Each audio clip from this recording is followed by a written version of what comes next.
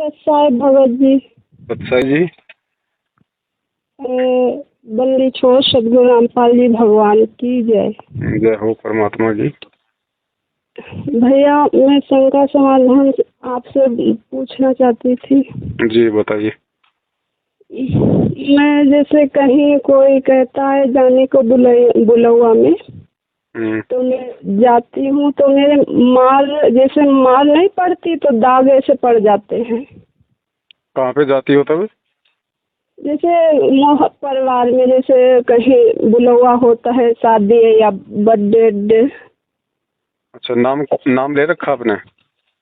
नाम नहीं लिया भैया, आज से 2 साल जो सन जो 20,000 से आज से 2020 से मतलब परमात्मा से जुड़ी हूँ, ऐसे आत्मा से। अच्छा अच्छा, सात संगति के माध्यम से। हाँ, तो आज से 2 साल में बात कैसे भी करने की कोशिश करती हूँ, इसलिए अपने पति से डर लगता है, वो बहुत शक्की आदमी है।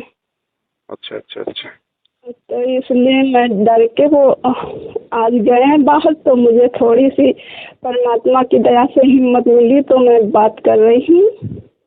और परमात्मा ने इतनी दया करी, जब मैं ज्ञान सुनती थी इनको शक हुआ, कभी ने पैसा डलवाना बंद कर दिया था। तो फिर परमात्मा ने इतनी दया करी, 1 साल खूब बढ़िया परमात्मा ने ज्ञान चलाया बिना पैसे के। सुना फिर इनको एक लोग में मतलब चाचा की बहुरिया है, वो आती है, वो काल लोग से मतलब उनसे पंथ से जुड़ी है। तो उन्होंने कह दिया कि तुम्हारा ज्ञान ही न चले, उस दिन से ज्ञान ही नहीं चलता है। फिर मैं परमात्मा से रोती हूँ, कहती हूँ परमात्मा मैं तो मोक्ष के लिए भक्ति करना चाहती हूँ, मेरे अंदर कोई वो नहीं है, तो हम क्या करें? तो परमात्मा ने फिर एक दिन पैसे कैसे भी डलवाए। तब मैंने डलवाए तो मैं ज्ञान सुनी तो मुझे संतुष्टि मिली, परमात्मा ने दिलाई। फिर मैं कहीं जाती हूँ तो मेरे मारे से दाग क्यों पड़ जाते हैं, या कोई नहीं सोती फिर भी सोच दिमाग पहुँच जाता है और मेरे मार के ऐसे दाग पड़ जाते हैं। तो आपने वहाँ पे जाना नहीं है बहन जी, आप वहाँ पे क्यों जाती हो शादी विवाह में? वैसे ही वो ज्ञान विरुद्ध है, परमात्मा के विधान के विरुद्ध है। और ये क्या होता है बहन जी, ये पिछले जन्म के है ना, ये संस्कार होते हैं। आप 650 साल पहले परमात्मा की शरण में रही हो, तभी तो आपको इतना जल्दी ये ज्ञान समझ में आ रहा है।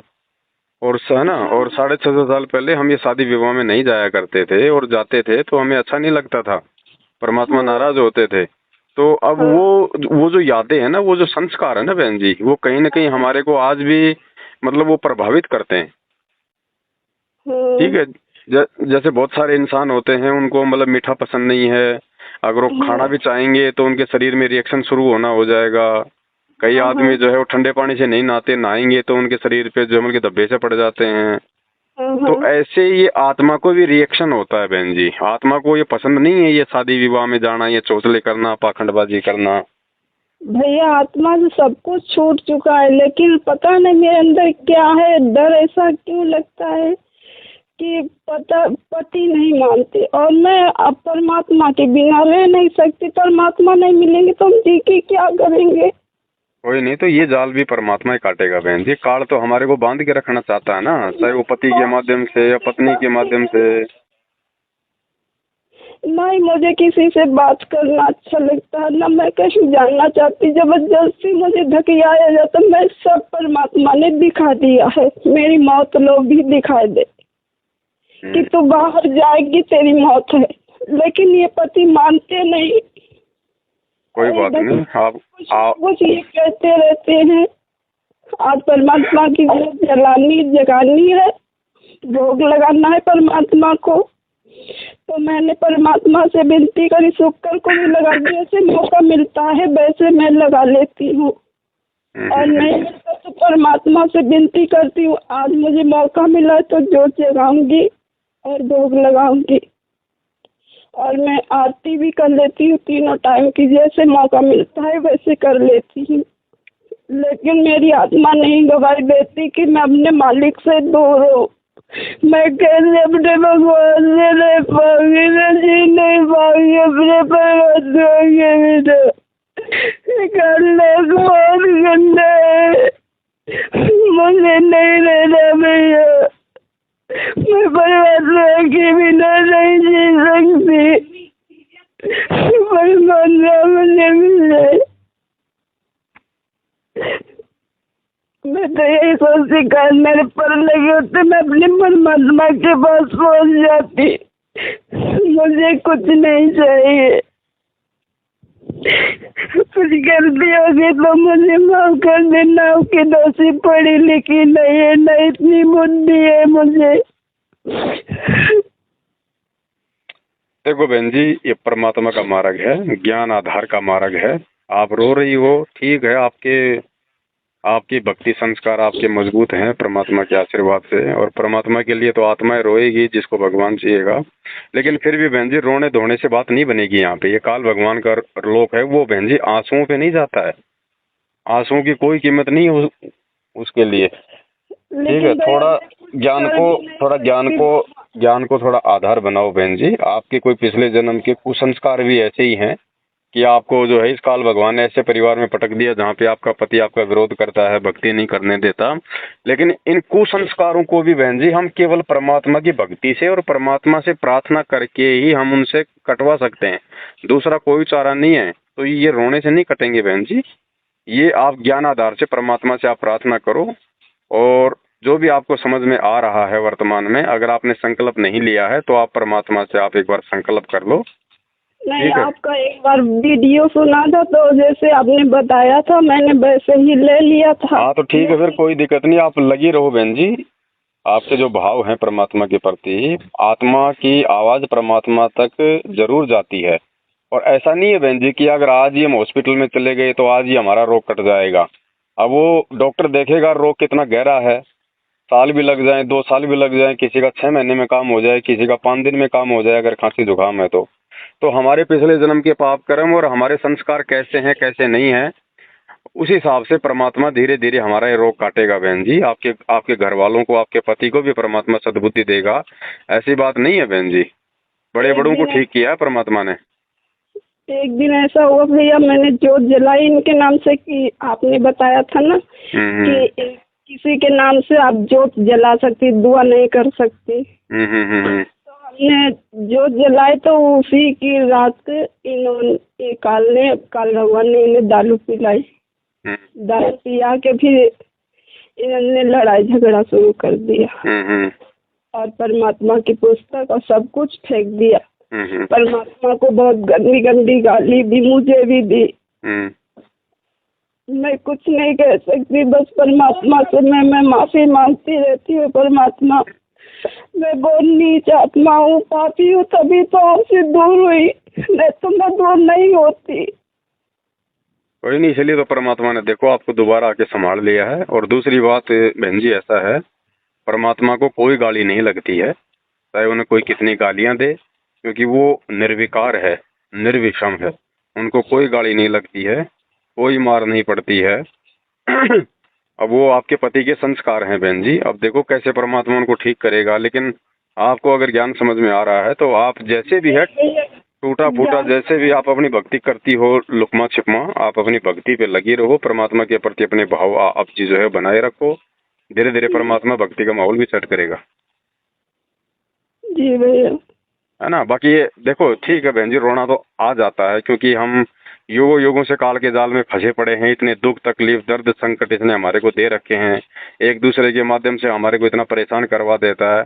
तो हम जीव हैं बहन जी, रोना तो आ ही जाता है। पैर में कोई अगर कांटा चुभ जाए तो ही हम रोने लग जाते हैं। ये तो आत्मा के दर्द हैं, ये तो ऐसे नहीं है। लेकिन फिर भी अंत में हमने ज्ञान को आधार बनाना पड़ेगा, क्योंकि ना तो रोने धोने से परमात्मा सुनेगा, ना रोने धोने से काल सुनेगा। परमात्मा सुनेगा बहन जी ज्ञान आधार से, परमात्मा से प्रार्थना करने से, और परमात्मा के द्वारा बताई गई जो नियम है, जो विधि है, जो भक्ति है, उसके अनुसार कार्य करने से। अब किसी को कैंसर का रोग है बहन जी, डॉक्टर के सामने जाके वो कितना है रोए तो क्या डॉक्टर ठीक कर देगा? वो तो डॉक्टर जैसा कहेगा वैसा उसको इलाज करवाना पड़ेगा, वैसी गोली दवाई खानी पड़ेगी, तब रोग अपने आप कटेगा। तो थोड़ा ज्ञान को आधार बनाओ। ये आपके साथ में नहीं है बहन जी, बहुत सारी माता बहनों के साथ में ऐसी ही परेशानियां हैं, भाइयों के साथ में भी ऐसी परेशानी है, उनकी पत्नियां भी उनको ऐसे उनको दुखी करती हैं, है ना। लेकिन वो भी संघर्ष कर रहे हैं क्योंकि उनको उम्मीद है कि आज नहीं तो कल परमात्मा सुनेगा हमारी। नहीं, विश्वास तो है, सुनेगा जरूर है ना, वो। क्योंकि आप जो भक्ति आप जो कर रही हो ना उस घर में, जैसे भी आप अपना सत्संग सुनती हो, अपना आप जो है परमात्मा के शब्द सुनती हो, उनके नियम निभा रही हो, आप उनके सत्संग सुनती हो, तो इससे बहन जी आपको लगता होगा कि इससे कोई फर्क नहीं पड़ रहा, लेकिन इससे बहुत ज्यादा फर्क पड़ रहा है।